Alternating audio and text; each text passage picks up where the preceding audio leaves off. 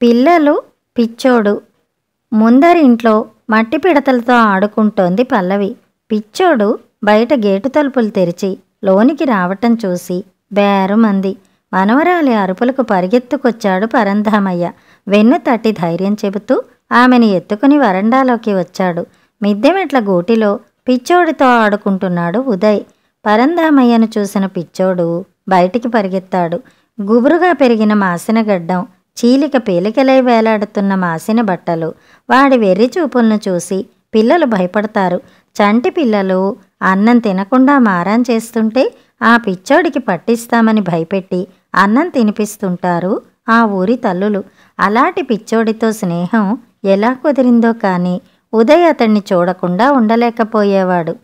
వీలు చిక్కినప్పుడల్లా చెరువు గట్టు మీదనో పాడుపడ్డ మఠములోనో కలుసుకునేవాడు. అతను 4వ తరగతి విద్యార్థి.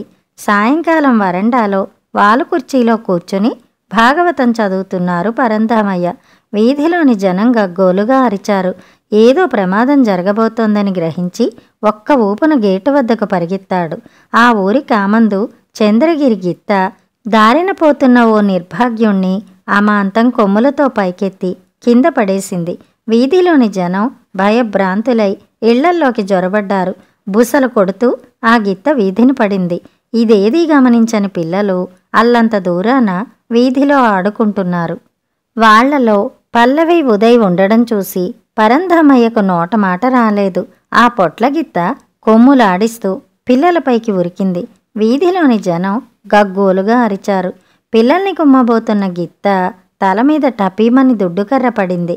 కలవరపడ్డ గిత్త ఒక్కడుగు వెనక్కేసింది. పిల్లల్ని పక్కకి లాగేశాడు పిచ్చోడు. రెట్టించిన ఆవేశంతో బుసలు కొడుతూ పిచ్చోడిపైకి దూకింది గిత్త. పిచ్చోడు పిచ్చి కోపంతో చేతిలోని కర్రతో దాని మాడు పగలగొట్టాడు. కర్ర 2 ముక్కలయింది. అతని నిస్సహాయతను గమనించిన కోడే అతని పైకురికి కొమ్ములతో గుచ్చి పైకెత్తింది. ఇదంతా చూస్తున్న జనం హాహాకారాలు చేశారు.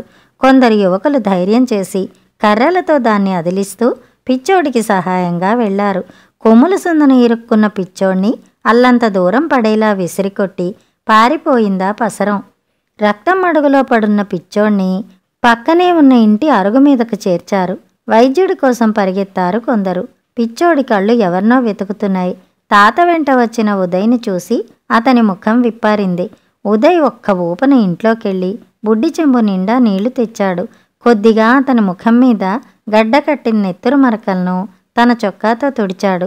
పిచ్చోడు తన చిన్ని మిత్రుని చేయి చేతుల్లోకి తీసుకుని గుండెలపై పెట్టుకుని తృప్తిగా చూస్తూ తల పక్కకు వాల్చేశాడు. చుట్టూ ఉన్నవాళ్ల కళ్ళు చెమ్మగిల్లాయి. పిచ్చోడి ఆకారం వికారం కలిగించేదే, కానీ వాడేనాడు పిల్లల్ని భయపెట్టిన పాపాన పోలేదు. పిల్లలంటే వాడికంత ఇష్టం. ఆ పిల్లల కొరకే ప్రాణాలర్పించాడు పిచ్చోడు. కథ సమాప్తం. షావుకారి. ధనవంతుడైన కృష్ణ, పేదవాడైన రవి ఇద్దరూ స్నేహితులు. వారిద్దరూ కలిసి దారిన వెళుతుంటే శేఖర్ కనిపించి, హలో రవి, బావున్నావా అన్నాడు. ఆ బావున్నాను షావుకారి, నువ్వు కూడా బావున్నావు కదూ నవ్వుతూ అడిగాడు రవి. బావున్నాను, మార్కెట్కెళ్తున్నాను, వస్తాను అని చెప్పి వెళ్ళిపోయాడు శేఖర్. ఇంకొంత దూరం వెళ్ళాక ఓ భిక్షగాడు రవి వైపు చూస్తూ, బాబూ ధర్మం చెయ్యండి అని చెయ్యి చాపి అడిగాడు. రవి తన జేబులోని ₹1 తీసుకుని భిక్షగానికిస్తూ, ఇదిగో షావుకారి, మా ఇద్దరి ధర్మం ఇది అని చెప్పి ఇచ్చాడు. భిక్షగాడు బాగా పొగిడి వెళ్ళాడు. కృష్ణ బుర్రగోక్కుంటూ, ఒరే రవి, నేనైతే డబ్బున్నవాడిని కాబట్టి నన్ను షావుకారి అని పిలుస్తుంటావు, బాగానే ఉంది. అయితే పూటపత్తింతో బతికే శేఖర్ను, అడుక్కు తినే ముష్టివాడిని షావుకారి అని పిలిచావు. నీకేమైనా పిచ్చా లేక మానసికమైన జబ్బా అని అడిగాడు. రవి నవ్వుతూ, నాకు పిచ్చి లేదు, జబ్బూ లేదు. ఓ రోజు కోయదర మా ఇంటికొచ్చాడు. నేను షావుకారినయ్యే మార్గం చెప్పండి అన్నాను. నువ్వు ఎవరితో మాట్లాడినా వారిని షావుకారి అని పిలుస్తూ ఉండు. అలా పిలుస్తూ ఉంటే త్వరలో నువ్వు కూడా షావుకారు అయిపోతావు అని చెప్పాడు. అందుకే నేను ప్రతి ఒక్కరినీ షావుకారి అని పిలుస్తుంటాను చెప్పాడు. కృష్ణకు బుర్ర గిర్రున తిరిగింది. కథ సమాప్తం.